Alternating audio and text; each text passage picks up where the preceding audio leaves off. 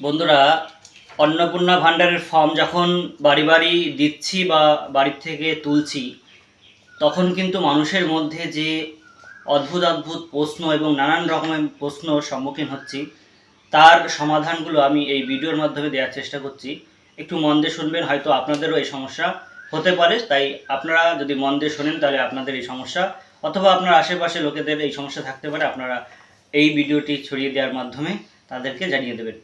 সমস্যা হচ্ছে, যখন ফর্ম ফিল আপ করতে যাচ্ছি, বাড়ির হয়তো কোনো বয়স্ক লোক, তিনি জিজ্ঞাসা করছেন আমিও কি তাহলে এই ফর্মে ফিল আপ করতে পারবো, অর্থাৎ তিনি বৃদ্ধ ভাতা বা বয়স্ক ভাতা পান।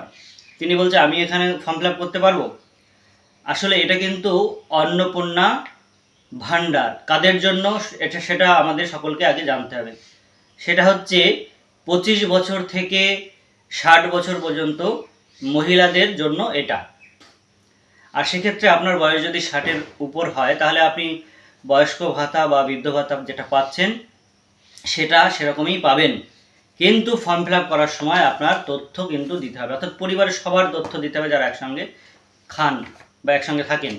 সেক্ষেত্রে সবার তথ্য কিন্তু দেওয়া লাগছে, কিন্তু আবেদনের কোনো জায়গা নেই আপনার বয়স্ক ভাতার জন্য বা বিধবা ভাতার জন্য বা এই ধরনের যে অন্য কেউ যদি কোনো ভাতা পেয়ে থাকেন সরকারি, সেই ভাতা দেখানোর জায়গা এখানে বা আবেদন করার জন্য কোনো জায়গা কিন্তু এখানে নেই। শুধুমাত্র অন্নপূর্ণা ভাণ্ডারের জন্য আবেদন করার জন্য একটা টিক চিহ্ন দিতে হবে। যারা যারা পরিবারের যোগ্য এই অন্নপূর্ণা ভাণ্ডারের জন্য, তারা শুধুমাত্র দেখবেন একটি কলাম রয়েছে, একদম প্রথম পাতায় দেখেন বন্ধুরা, রয়েছে 9 নম্বর কলাম, যেখানে নাম, জন্ম তারিখ, লিঙ্গ, পরিবারের প্রধানের সঙ্গে সম্পর্ক, আধার নাম্বার, এবং তার যে ডান পাশে যে কলম দেখেন, এই ডান পাশে কলমের কিন্তু রয়েছে অন্নপূর্ণা যোজনার জন্য আবেদন করা হচ্ছে।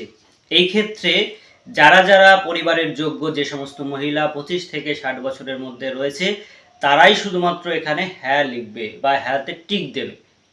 লেখার কোনো জায়গা নেই, শুধুমাত্র টিক দেবে।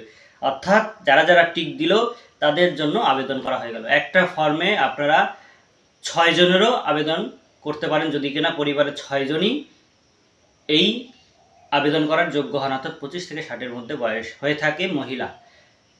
বোঝাতে পারলাম? বাকি কোনো ভাতার জন্য, অর্থাৎ বৃদ্ধ ভাতা, বয়স্ক ভাতা হোক বা বিধবা ভাতা হোক বা অন্য যে কোনো ভাতা পেয়ে থাকেন না কেন বা যুবসাথী, সেগুলো কিন্তু আপনারা এখানে আবেদন করতে পারবেন না। তার জন্য পরবর্তীকালে সরকার যদি কোনো সিদ্ধান্ত নেয়, সেটা আপনারা অবশ্যই জানতে পারবেন এই ভিডিওর মাধ্যমে। আপনারা চ্যানেলটিকে সাবস্ক্রাইব করে রাখতে পারেন বা ফলো করে রাখতে পারেন, তাহলে কিন্তু পেজটিকে ফলো করে রাখতে পারেন, তাহলে পরবর্তীকালে এই ধরনের যে আপডেট সেগুলো বা এই সমস্ত গুরুত্বপূর্ণ তথ্যগুলো সবার আগে পেয়ে যাবেন। আর একটা কথা বন্ধুরা, ফিল আপ করা বা ফর্ম কালেক্ট করতে গিয়ে যে আরও যে সম্মুখীন হচ্ছি, সেগুলো হচ্ছে জমির যে তথ্য, সেটা কি শুধুমাত্র পরিবারের যিনি প্রধান তারই দিতে হবে?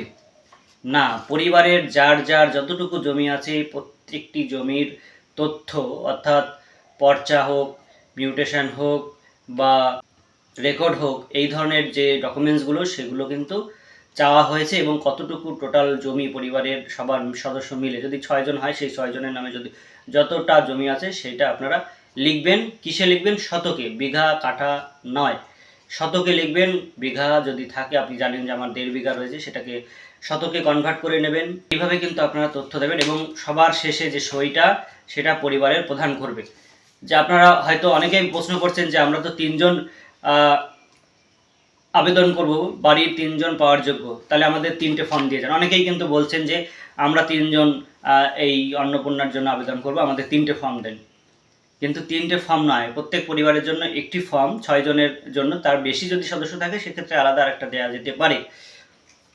কিন্তু আপনারা 3 জন আবেদন করবেন, ঠিক আছে, একটি ফর্মের মধ্যেই আপনারা আবেদন করবেন। আমি যেখানে বললাম যে হ্যাঁ, অর্থাৎ অন্নপূর্ণা যোজনার জন্য আবেদন করা হচ্ছে, সেক্ষেত্রে আপনারা 3 জনই টিক দিয়ে দেবেন, তাহলেই 3 জনের আবেদন হয়ে গেল।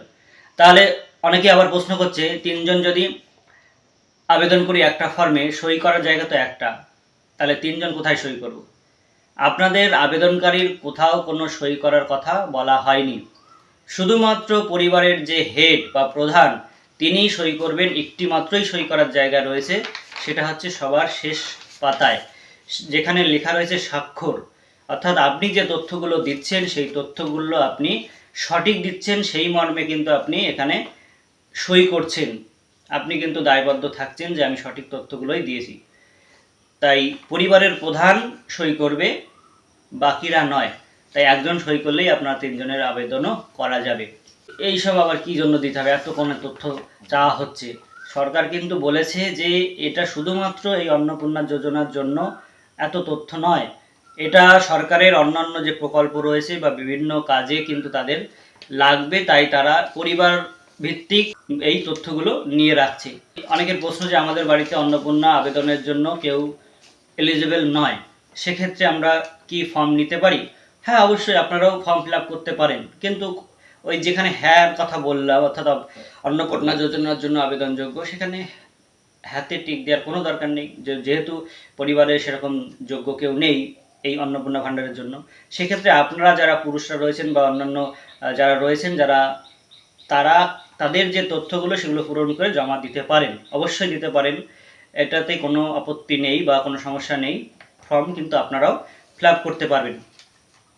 এই ধরনের আরও যে সমস্যা, পরিবারের হেড কাকে নির্বাচন করব, যিনি রেশন কার্ডে হেড তাকে, নাকি এখন আমরা যে পরিবারে যারা একসঙ্গে থাকছি খাচ্ছি তাদের মধ্যে যে বয়োজ্যেষ্ঠ তাকে?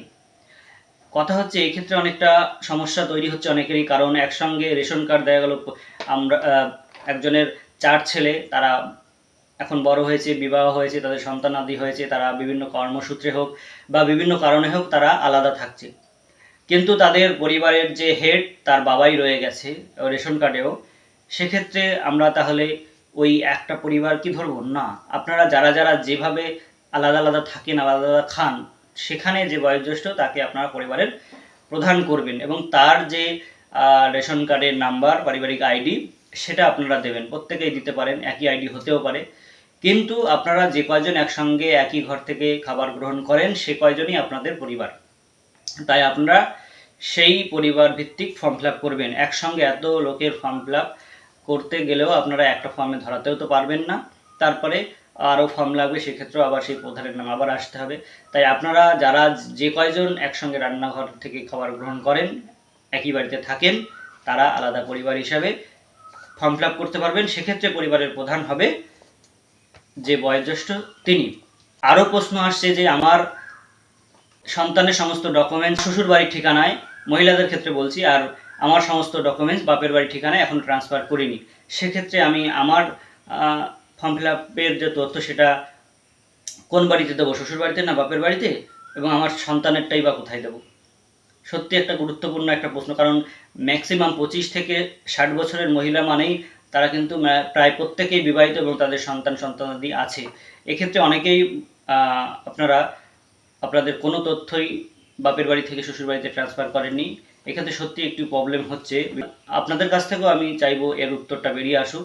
তবে আমার মতে সেটা হচ্ছে, আপনার যদি ম্যারেজ সার্টিফিকেট থাকে বা বিবাহ সম্পর্কিত কোনো প্রমাণ থাকে, বা আপনার বাচ্চার জন্ম সার্টিফিকেটে কিন্তু আপনার নাম রয়েছে, আপনার স্বামীর নামও রয়েছে, সেক্ষেত্রে কিন্তু একটা প্রমাণ যে আপনি এই বাড়ির লোক, আপনার এনার সঙ্গে বিবাহ হয়েছে।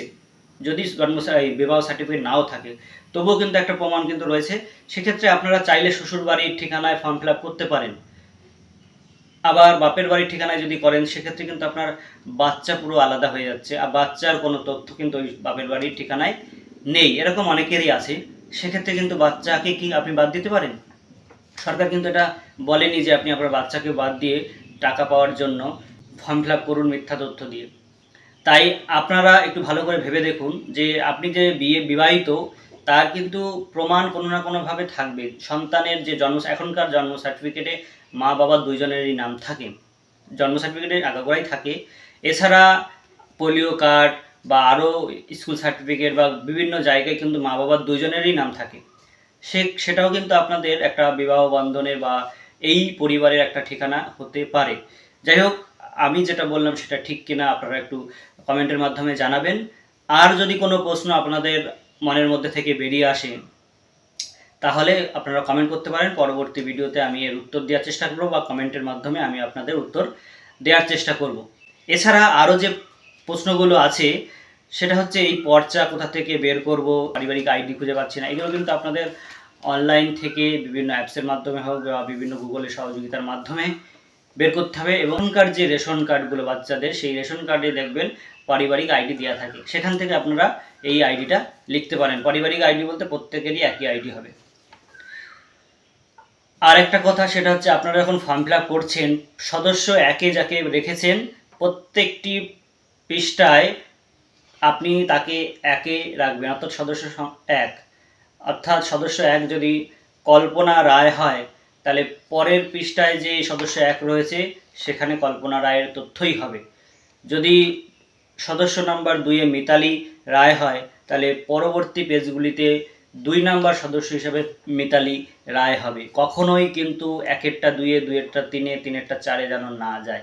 পরপর তথ্যগুলো দেবেন, তাহলে যারা এন্ট্রি করবে তাদের সুবিধা হবে, বা ফর্ম বাতিল হওয়ার কোনো সম্ভাবনা থাকবে না, আপনারা কিন্তু টাকা পাবেন।